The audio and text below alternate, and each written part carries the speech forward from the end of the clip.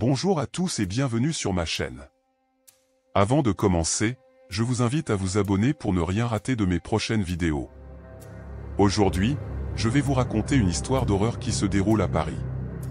C'est l'histoire d'une jeune fille de 20 ans qui a vécu une expérience terrifiante. La jeune fille de 20 ans s'appelait Emma. Elle vivait seule dans un petit studio situé dans le quartier de Montmartre à Paris.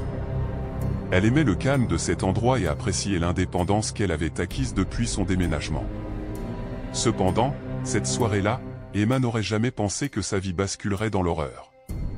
Elle était en train de travailler sur son ordinateur, comme à son habitude, lorsque soudain, elle a entendu des bruits de pas dans le couloir de l'immeuble. Elle a pensé que c'était un voisin qui rentrait chez lui et a continué à travailler. Mais quelques minutes plus tard, quelqu'un a frappé à sa porte. Emma s'est levée pour aller ouvrir et a vu un homme d'une cinquantaine d'années qui se tenait devant elle. Il avait l'air étrange et ne semblait pas très sympathique.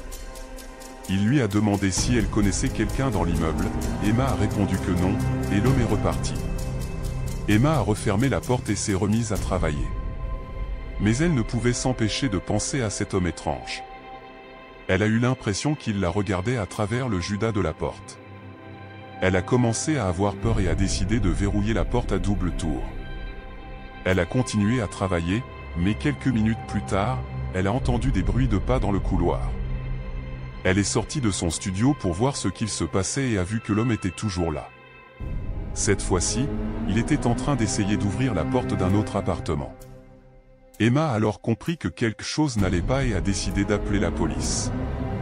C'est à ce moment-là que l'homme s'est tourné vers elle et lui a lancé un regard glaçant. Il a commencé à avancer vers elle et la jeune fille a compris qu'elle devait se protéger. Elle est retournée dans son studio et a fermé la porte à double tour. C'est alors que l'homme a commencé à frapper violemment à sa porte en hurlant qu'il voulait entrer. Emma était terrifiée et ne savait plus quoi faire. Elle a appelé la police à nouveau en leur expliquant la situation. Elle leur a donné son adresse et leur a demandé d'arriver au plus vite. Pendant ce temps, l'homme continuait de frapper à la porte avec une violence inouïe. Emma était persuadée qu'il allait réussir à entrer. Elle a cherché un objet pour se défendre au cas où il réussirait à pénétrer dans son studio. Finalement, les policiers sont arrivés et ont arrêté l'homme. Ils ont découvert qu'il avait un passé criminel et qu'il avait déjà été condamné pour des faits similaires. Emma a été secouée par cette expérience et a déménagé peu de temps après. Elle avait d'horribles cauchemars pendant des semaines après cet événement et ne pouvait plus dormir seule. Elle a également installé un système de sécurité dans son nouvel appartement pour se sentir plus en sécurité. Mais malgré toutes les précautions qu'elle avait prises, Emma avait l'impression que l'homme la suivait toujours. Elle avait peur de sortir seule la nuit et de croiser à nouveau cet individu. Elle avait même commencé à consulter un psychologue pour l'aider à surmonter son traumatisme. Un jour, elle a reçu une lettre anonyme dans sa boîte aux lettres. À l'intérieur, il y avait une photo d'elle prise à travers la fenêtre de son salon. Emma était horrifiée. Elle avait l'impression que l'homme était toujours là, qu'il l'observait en secret. Elle a de nouveau appelé la police et a signalé l'incident.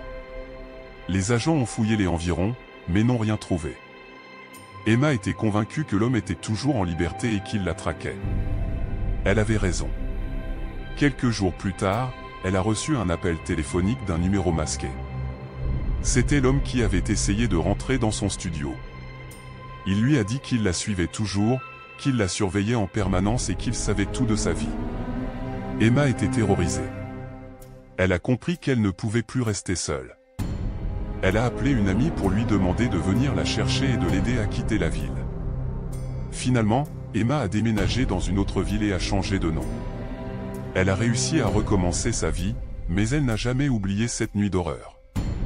Elle a appris à vivre avec la peur et la méfiance, mais elle sait qu'elle n'est jamais complètement à l'abri. Cette histoire est une mise en garde contre les dangers qui peuvent survenir lorsque l'on vit seul. Il est important d'être vigilant et de prendre toutes les précautions nécessaires pour se protéger. Emma en a fait l'expérience, et elle sait maintenant que la sécurité est une priorité absolue. La morale de cette histoire est qu'il est important de prendre toutes les mesures nécessaires pour assurer sa sécurité lorsqu'on vit seul. Emma a été confrontée à une situation traumatisante qui aurait pu avoir des conséquences encore plus graves si elle n'avait pas été aussi vigilante. Si vous vivez seul, il est important de prendre des précautions comme installer un système de sécurité, ne pas divulguer votre adresse ou vos plans de voyage à des inconnus, et ne jamais ouvrir votre porte à quelqu'un que vous ne connaissez pas. En prenant ces mesures, vous pouvez vous protéger et vous sentir plus en sécurité chez vous. Chers abonnés, nous espérons que cette histoire d'horreur vous a tenu en haleine et vous a rappelé l'importance de la sécurité lorsque vous vivez seul. Nous vous encourageons à prendre toutes les précautions nécessaires pour protéger votre domicile et votre vie privée. N'hésitez pas à partager cette histoire avec vos amis et votre famille pour les sensibiliser également aux dangers potentiels qui peuvent survenir lorsqu'on vit seul.